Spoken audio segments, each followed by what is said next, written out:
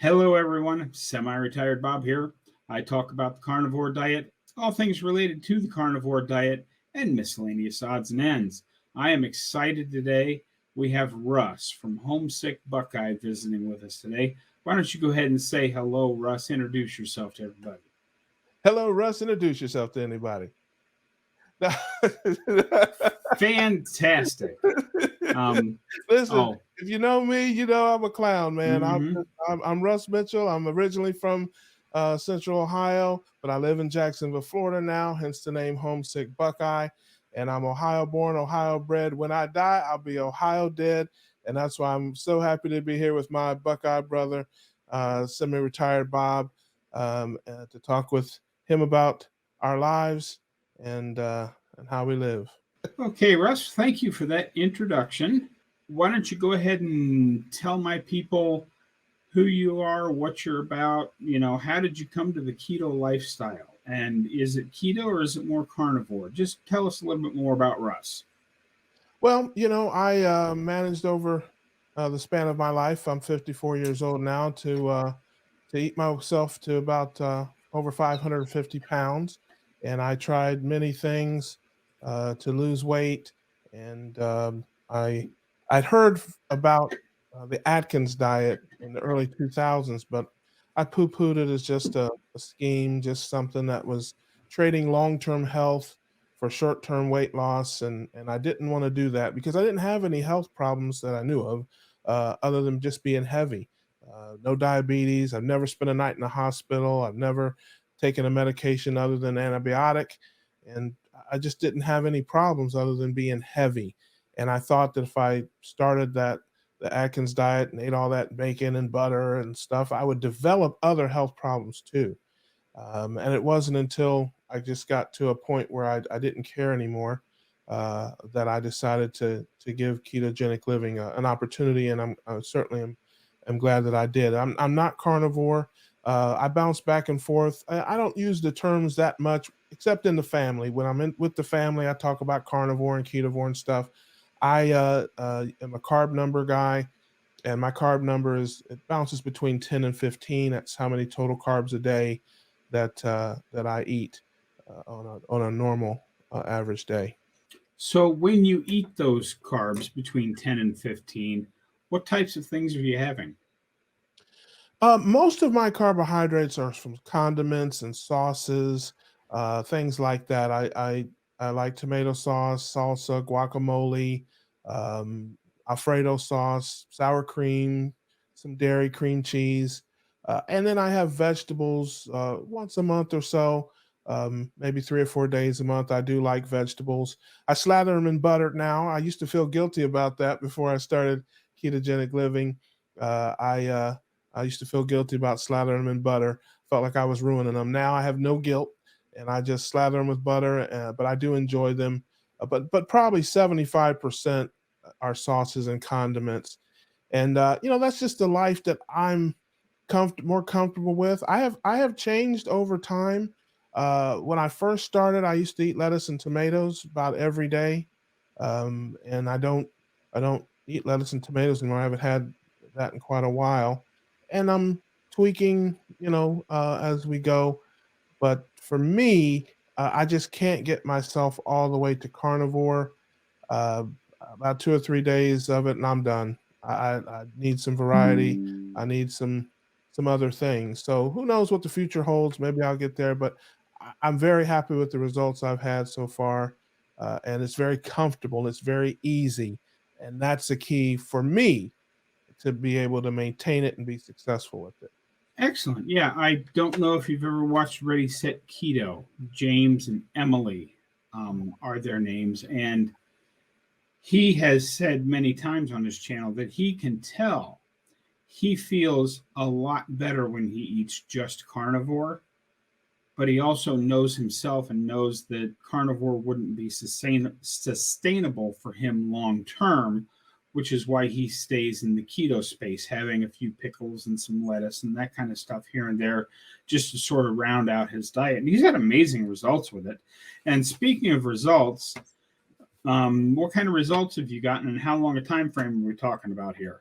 Well, I got into ketosis in May of 2023 after about a year-long battle getting there.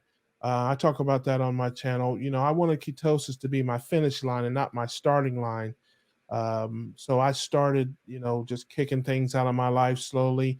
I don't do well with big drastic changes. A lot of folks cold turkey stuff. I can't cold turkey things. I'm the opposite of cold turkey. I got a hot turkey stuff. So I couldn't just do it that way. I had to create new normals for myself, new habits, new routines, and then just slowly, get myself there. But since I got in ketosis in May, I'm down 40 pounds. And I've seen just tremendous non-scale victories. I couldn't stand long enough to shave.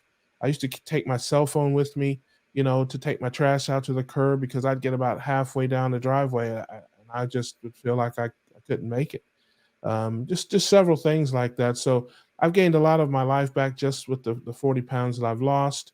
And, for the first time in my life, I feel like I've got control of things. I'm doing something that's easy, something that I know I can sustain for a long period of time. And, I'm perfectly happy to lose this weight the same way I gained it. A lot of people want quick, fast. Listen, I'm perfectly happy, if it takes me 2, 3, 5 years, to get down to a reasonable weight, perfectly happy to do that. So, for me, that's the answer.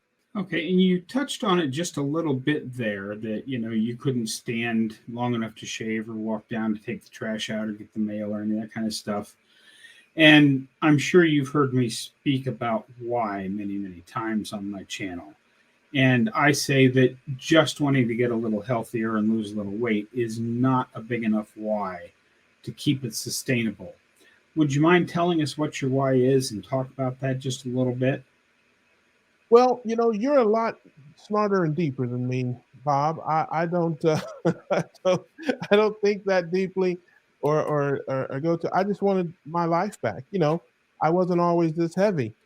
I was always big. I mean, I developed a weight problem at 8 years old. I talk about that on my channel. I talk about my whole life, where my problems began, how they developed through my adolescence and adulthood, and as you gain weight, especially once you get to a level of north of 500 pounds or 550 pounds, little bits of your life just erode away. You can't go places you used to go. You can't do things you used to do. Your life changes. So I wanted to get my life back. I guess you could call that a why. I wanted a higher quality of life than I had, and especially when like I said, you feel it slipping away from you, day by day. And ultimately, when I decided to give ketogenic living a try, that's what I said to myself. It's like, who cares? You're going to die anyway. They're going to find you right here in this house. So you want to die trying to do something to fix this, or you want to die doing what you've been doing. I mean, that's really where I was at that time. Now, a couple of things that I've seen on your channel. Let's start with making food videos. How do you feel about making food videos on your channel? Tell me what you think, and how soon can we expect a food video out of you? Let me tell you something, Bob. You're asking questions you know the answer to. You're like a good attorney. You're like a good prosecutor. Listen, this channel has turned into something way different than I ever anticipated it being. And that's okay. I'm actually happy about that because I am a man of the people, and I give the people what they want. My original concept, I never even wanted to start a channel. That is really the truth. I didn't think I'd done enough. I didn't think I'd accomplished anything. Of course, at the time when I started my channel, I'd only lost maybe 20 pounds, maybe 15 or 20 pounds. I wanted to just come on other people's channels and be silly. I do all kind of goofy stuff. I do characters, and I do songs and different things like that. And that's what I wanted to do. Just come on, be funny, be the life of the party. And but I couldn't get any traction. Nobody wanted to put me on to do that. So I started my own channel to do those things. And that was my focus and my goal. It's just to come on, be silly, be funny, and just make people laugh and smile and share my life in little bits, because I just didn't think anybody'd be interested. But as it turns out, a lot of people were interested. And so people just were asking me all the time, what do you eat? Where do you get your food? What are you doing that way? And so I buckled and started making those videos. It's funny because when I started the channel, there were two things that I said I would never ever do on my channel. One was it was cook or eat, and the other was exercise. Okay, you ain't going to see me on the internet grunting and sweating, and all that foolishness. We're not doing that.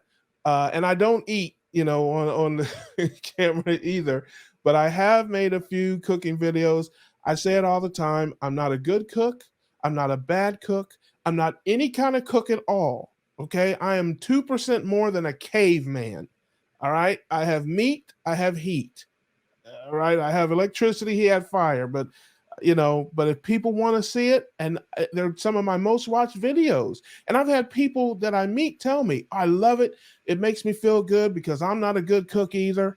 So when I see somebody who's self proclaimed not a good cook make things, it makes me kind of feel like I'm not so bad.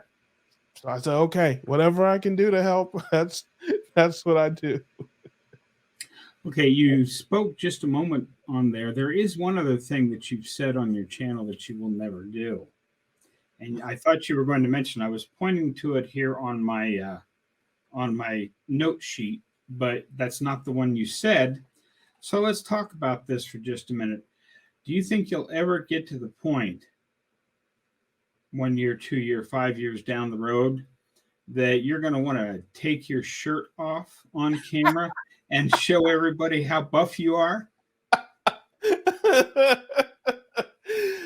You tell this is a family show, so I'm not going to say the first thing that came to my mind. But no, nobody wants to see that. Nobody. I leave that to Dr. Chafee and some of these other guys that want to, run around with their shirts off. No, no, I'm way too modest for that, and I care way too much for women and children to do such a thing.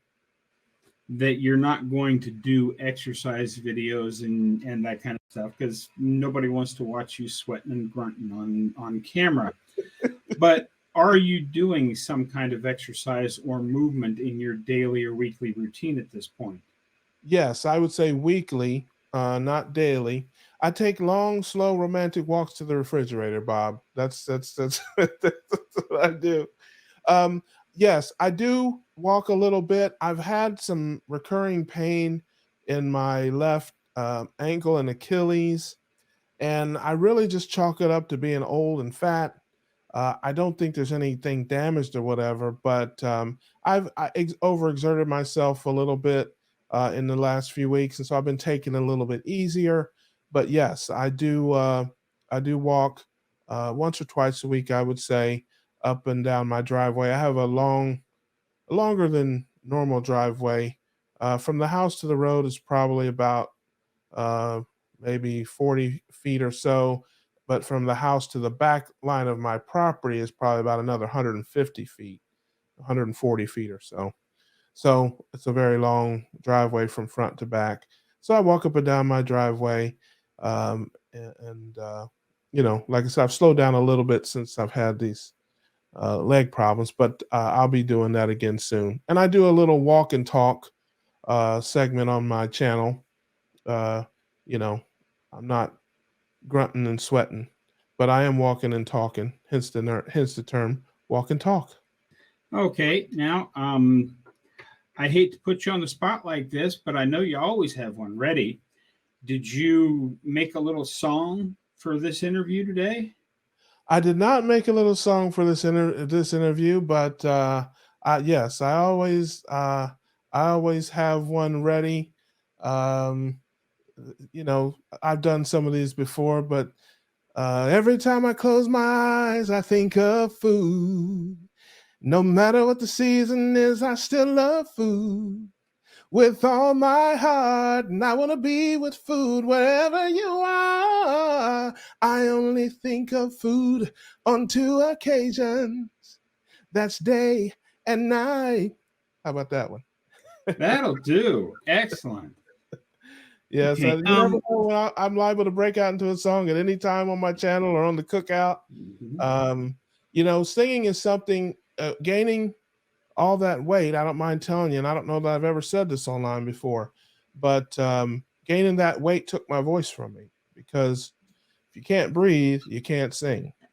So one of the things since I've lost the weight that I've lost and been doing what I've been doing is getting my voice back.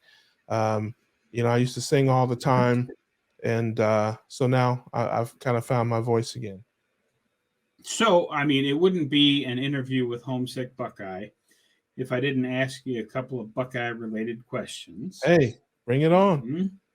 So, what did you think? For those of you that are not football fans or Ohio State fans, stand by. We got some more stuff coming up here, but we got to spend a little bit of time representing the Buckeyes. You better believe it. What'd you think of that game this Saturday against Indiana? Well, I think our team is kind of we swapped teams. Last few years have been strong offense and defense, kind of so-so. It looks like this year the defense is going to be the strength of the team, and the offense is kind of so-so. I hope and believe that they will get better. You got first game jitters. You got a road game. I don't know why they schedule that way. If it were me, if I were the athletic director or the whatever, it'd be Kent State, Toledo, or Akron at home for the in perpetuity. you know? but for some reason they schedule tough road games or whatever, and they have in the past. But we'll see how it all pans out. I like our team. I think we have talent. It's just a matter of getting it all together. Are you excited for next season when we add 4 teams out of the Pac 12 to expand the Big Ten to 18 teams? I mean, excited that, I don't know. I'm not that rabid a fan. I'm not scared of any team in the Pac 12. I can tell you that. So you can bring them all. I'm not worried about that. They play a little different brand of football, in my opinion, and it's not the same brand of football that we play. I think so. That's fine. Just like when we did Maryland and Rutgers, I forget what was that, the Big East maybe. When they came into the conference, nobody's scared of Big East football. Nobody's scared of Pac-12 football. So we take all comers. You can say that, but let's talk about another Pac-12 team just for a moment here, because they're also one of the teams that's leaving the Pac-12. But Coach Prime Time and his Colorado Buffaloes. I love it. I love it. I love it. I'm a fan of Coach Prime. I think I was a fan of him when he was a player. I like what he brings. He's definitely going to be tough. He's going to be a heck of a recruiter, and kids want to play for him because he's a player's coach. If you look up player's coach in the dictionary, there'll be a picture of him. So he's going to get the kids that want to play for him, and he's also I think underrated, maybe not. I think he would say unfairly so, but I don't. I think he's underrated a little bit as a coach just because he doesn't have the depth, and the resume that others have. But I think he's a good coach. I think he has a good staff. I do watch them on social media, and they are on social media. I mean, they are all over social media. So I will be watching them and rooting for them. It's fun to watch. It's fun to watch them on social media. It's fun to listen to them. So yeah, I'm a fan. And one more quick football question here. Did you happen to see the final game of the weekend? That little game between Duke and Clemson.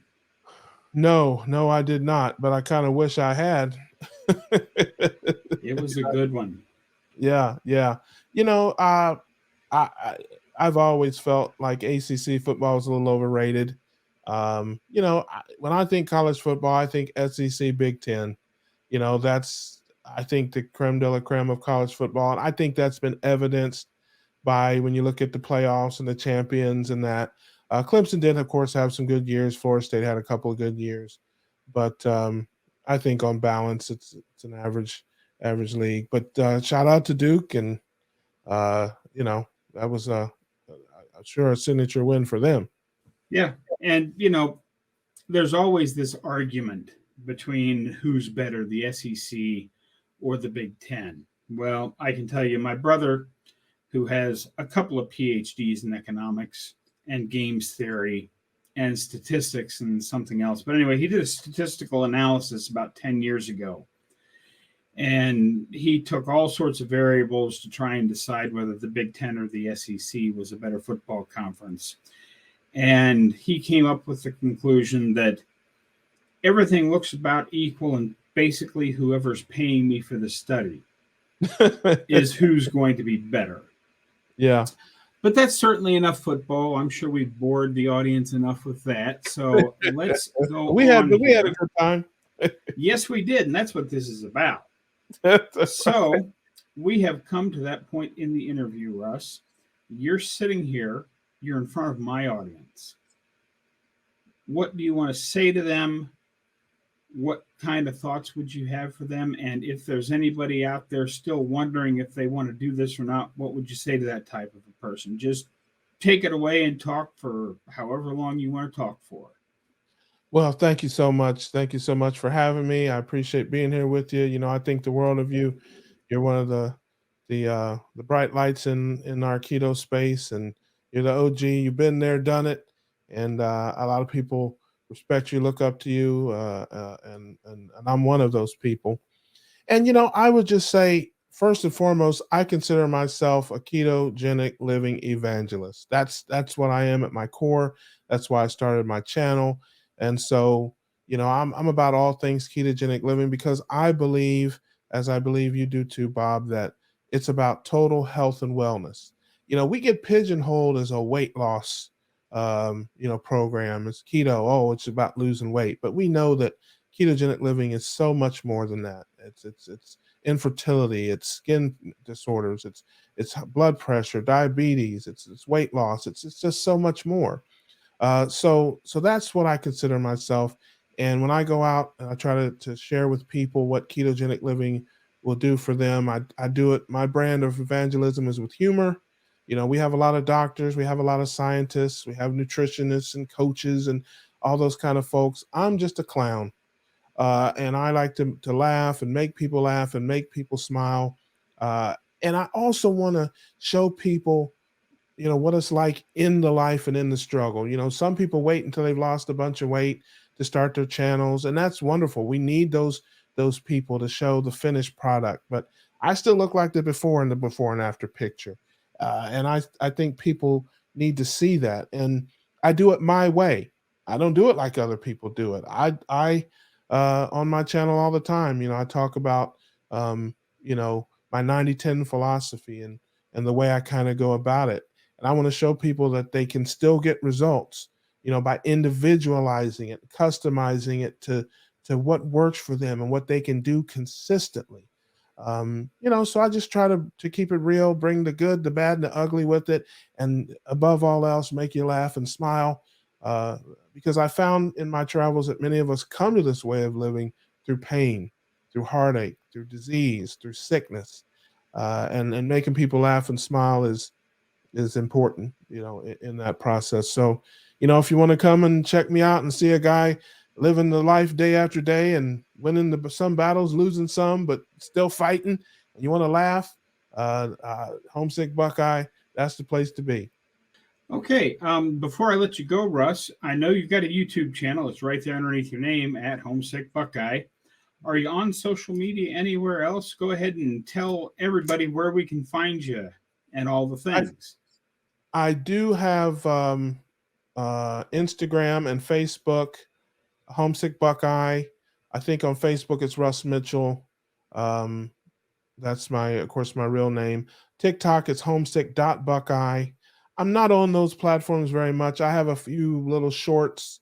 I do little songs and stuff like that on there, little song parodies and goofy little videos here and there. But uh, you'll find me on YouTube mostly. We do a weekly live show, which we had the honor of having Bob on this past broadcast called the Keto Cookout. where we have it's an infotainment show.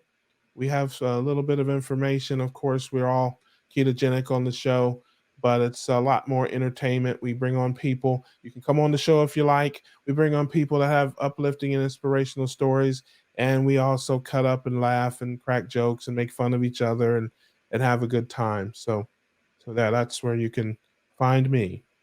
Okay, well, thanks for being here today, Russ.